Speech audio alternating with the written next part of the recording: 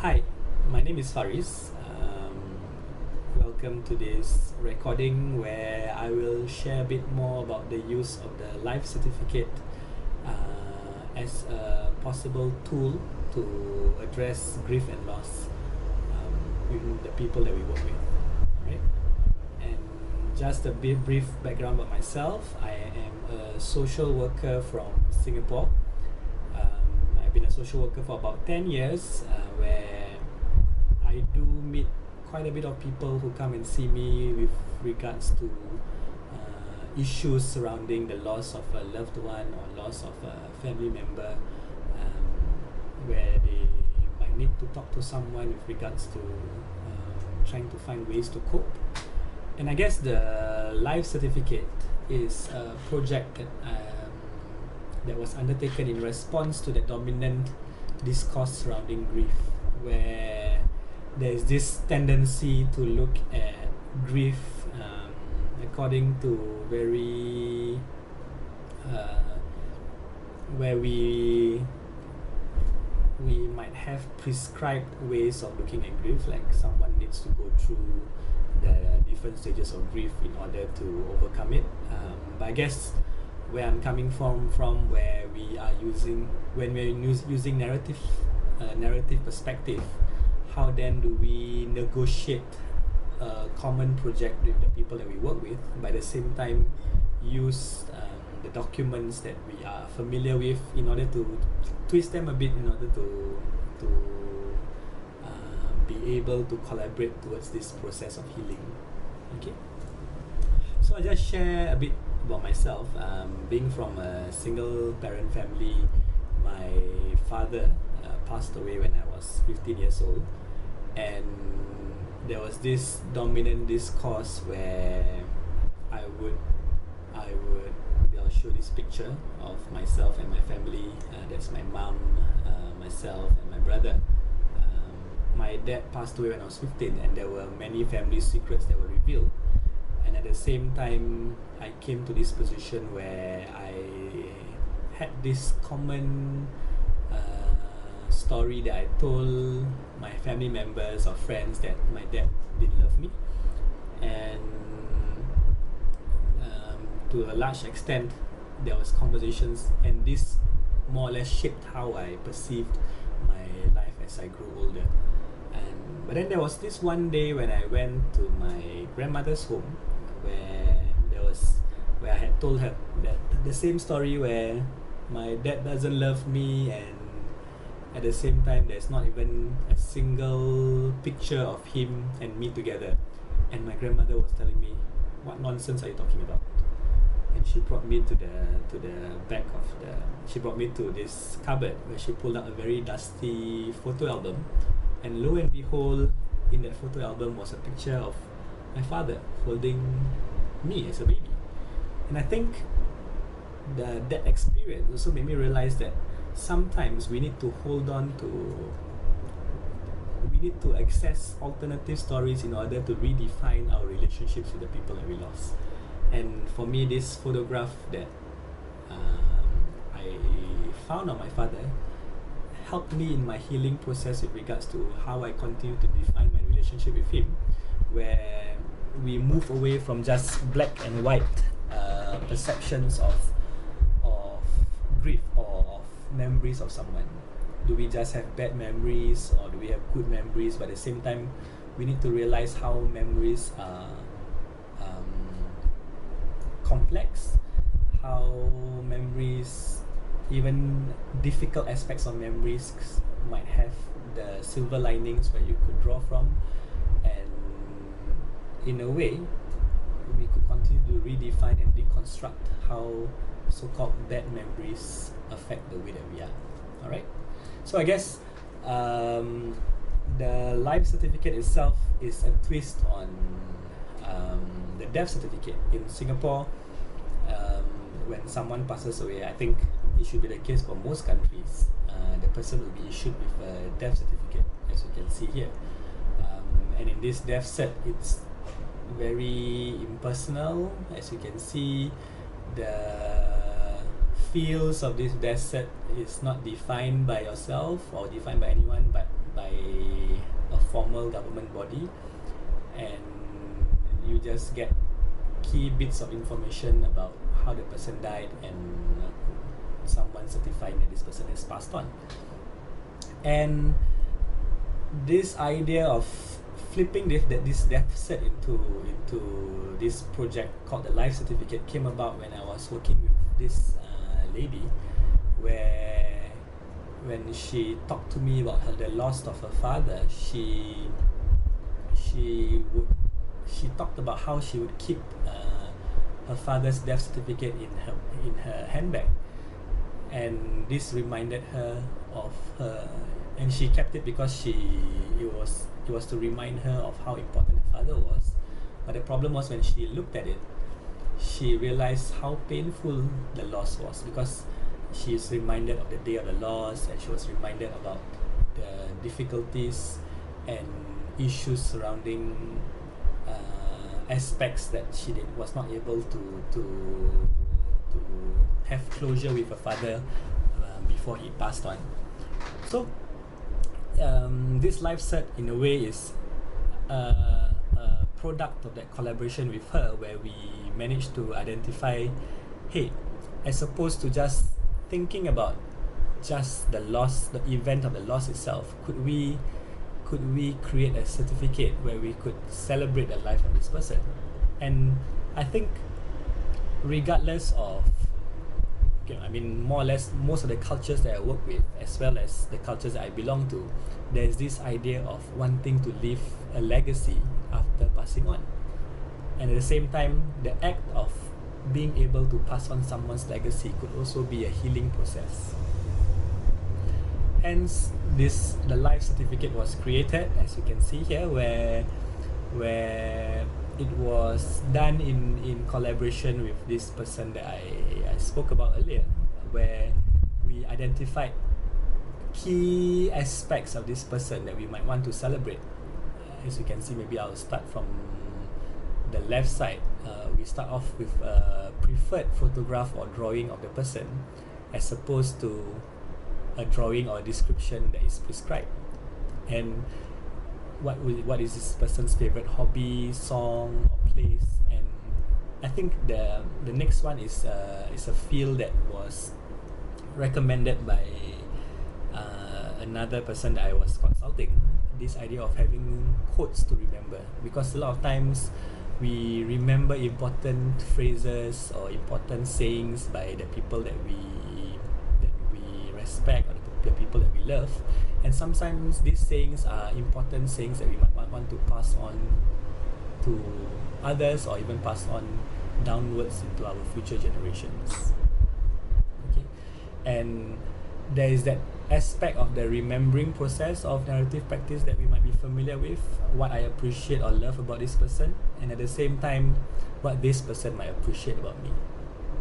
And then we talk about what gifts in terms of values or skills that have been passed on from this person, and things that we are still practicing, and how do we want to pass these gifts on to others.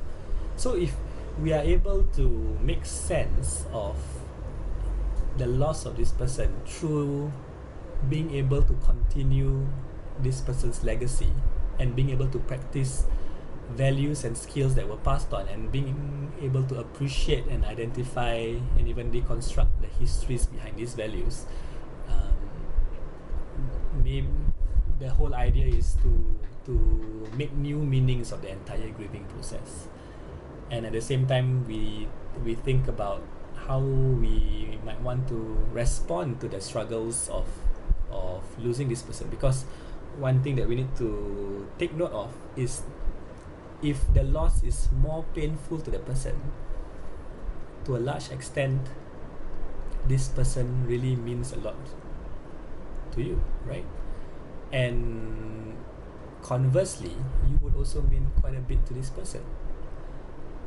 So that remembering process is an aspect where narrative practitioners could take note of in relation to making new meaning and crafting alternative stories for the future. And I think the last field is about how I respond. Again, this idea that no one is a passive recipient to trauma, and how we take care of ourselves when we miss the person too much. So this is an example of a life certificate that was created with someone who also lost her father, and she really wanted to remember the quotes that were passed on by him, where her father would always tell her to go back to church whenever she's in trouble, whenever she's in difficulties. Go back to church and pray to God, and God loves you. And through this process of doing up the life set, we also identified, hey, if these thoughts and memories and experiences become a bit too difficult to manage, what are ways to respond that could be helpful and therapeutic? For example, going to church and continuing to pray for him. And as we had conversations about this person that she lost, she also identified that, and she also connected with the point that, hey, I'm still carrying on parts of him in me. I'm still able to carry on values that he passed on with me, and in a way that keeps that bit of him alive, right? So the whole idea is not to move with the dominant perspective of letting go of someone, but I think, in the words of Michael White, how do we say hello again, or hello?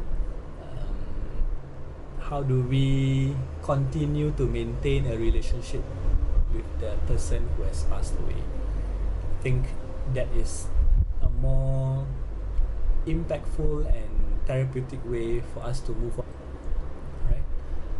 And I think the whole idea of using the life cert, I mean, the struggle I have in introducing a new tool is that not just using it indiscriminately or using the same tool for every person that we are working with, but I think it is an important aspect of narrative perspective or narrative therapy to have that process of negotiation and conversation with the people that we work with with regard to what could be helpful or what could be therapeutic.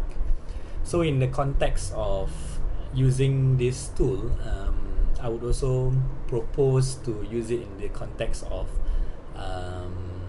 various processes or various lines of inquiry towards this process of secondary story development. And I think the most important process is this idea of talking about grief,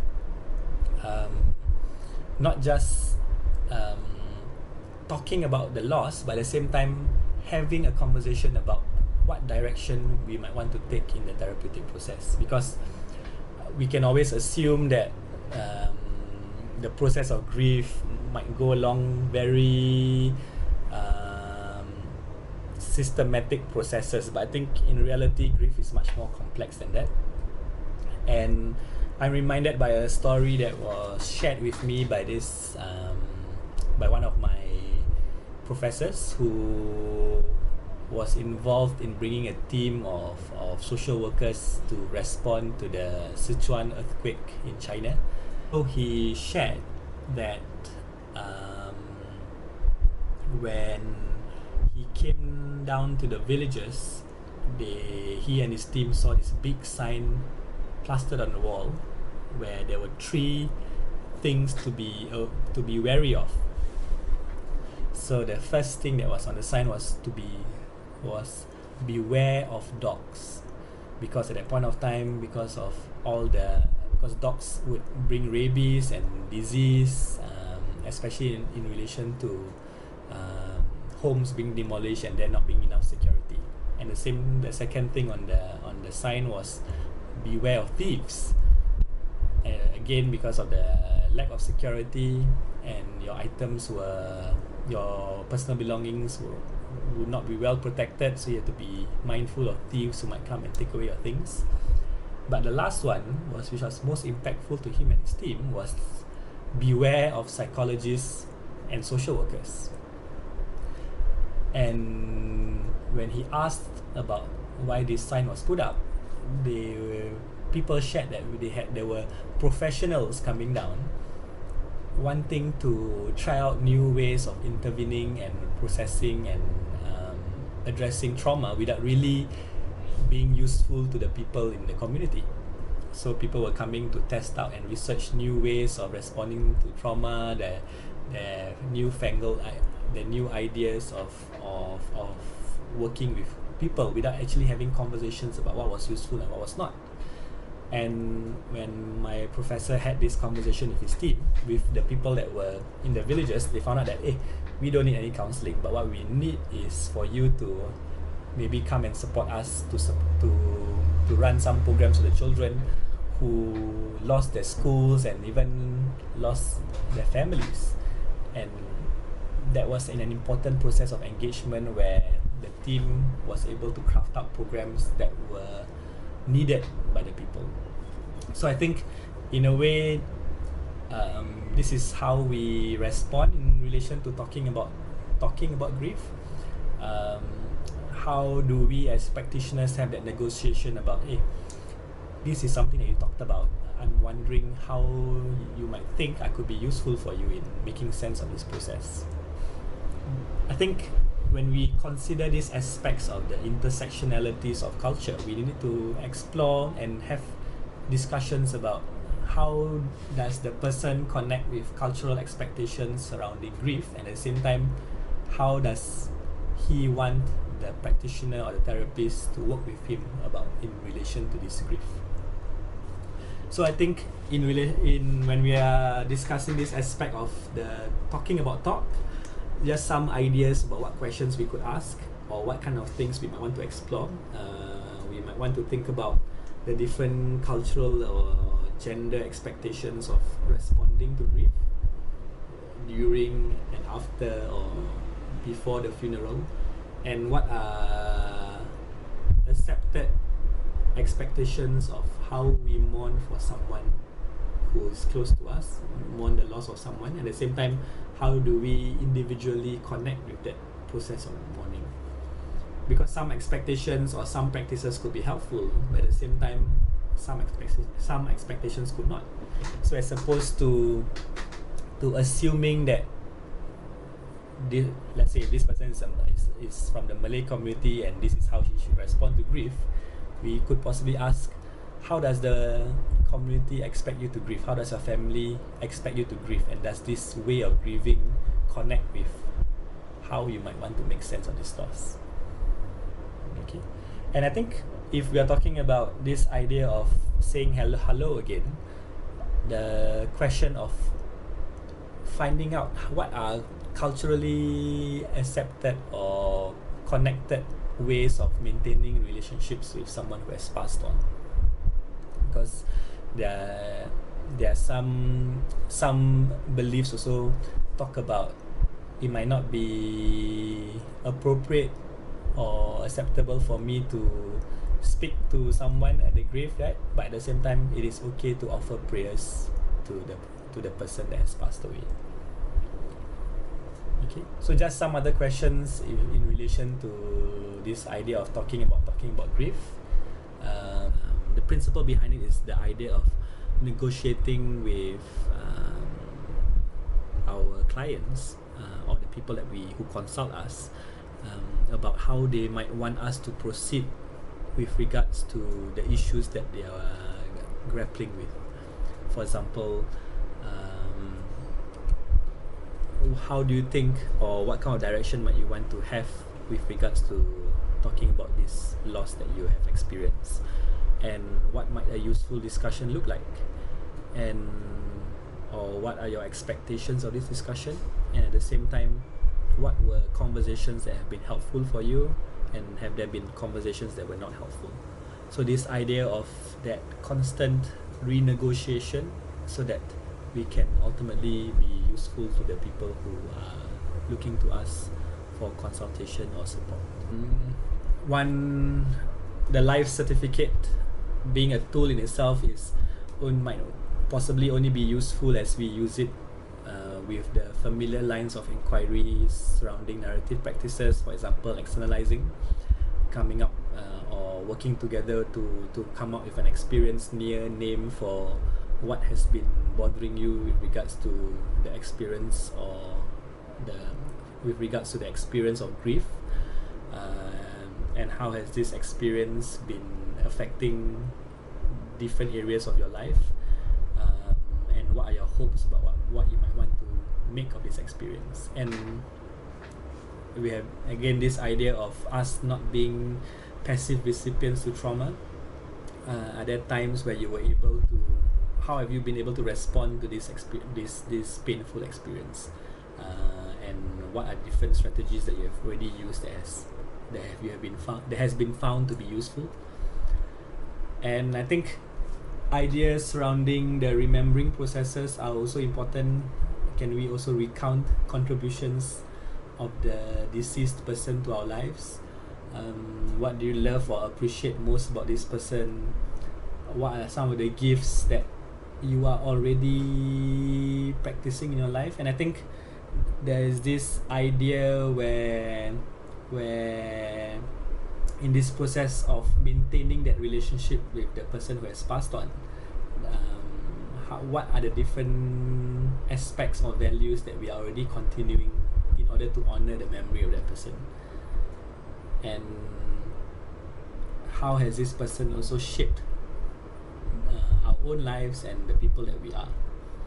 And I think the part I love the most about remembering is this idea where, as much as this person has invested that energy and care in our lives, we must have meant something to this other person as well.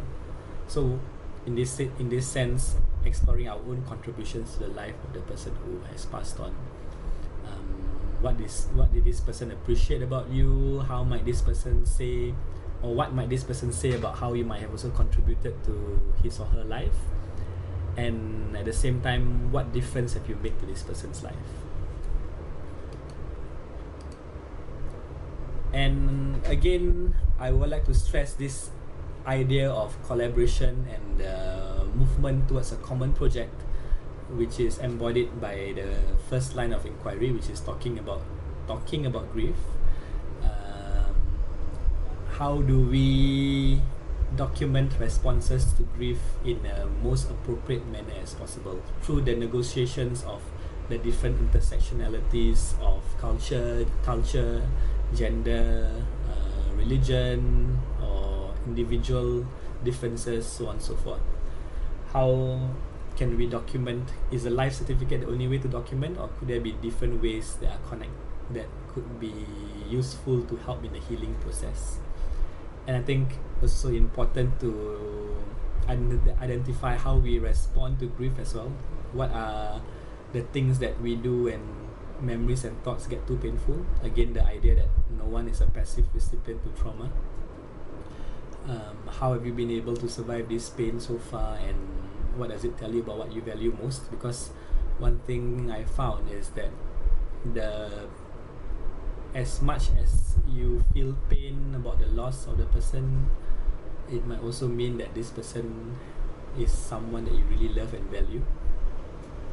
And although there have been difficult memories, are there certain memories that we draw on, or certain quotes that could be keys to useful memories that we can draw on, that have provided comfort as we move on in our lives? And how do we formulate useful strategies to cope with the pain surrounding grief and loss? Okay. So I guess I just want to end this presentation with regards to with this idea of, okay, how then do we collaborate and work with the people who consult us to come up with ways to honor the memory of the person who has passed on and continue maintaining that relationship with him, and what narrative techniques or skills could we also utilize in order to go deeper into the landscapes of meaning, to further thicken the stories and alternative stories to help us make better meaning of the loss of this loved one. And again, if you were to use this life certificate, would you use it in its entirety, or how could you make it resonant for the people that you work with? And I'd be interested to find out more about that if those ideas have been useful for you. So if you are keen to find out more about the life certificate, you can access this website here. And if you have used any of the ideas and have found it useful, and you are open to share some of your thoughts and challenges, I'd be willing to hear them. You can email me at this email address, and you could also, and you're just interested to find out about the work that I do in relation to using narrative ideas, not only in grief and loss issues, but also in social work case management, as well as organizational leadership, feel free to have a look at my website over here. So that being said, thank you so much. I'm honored to be able to leave this bit of my legacy in relation to conducting this presentation. And I hope we can all find different ways of maintaining relationships with loved ones who have passed away, and at the same time using narrative ideas in order to thicken these alternative stories. So with that being said, thank you so much, and take care. Goodbye.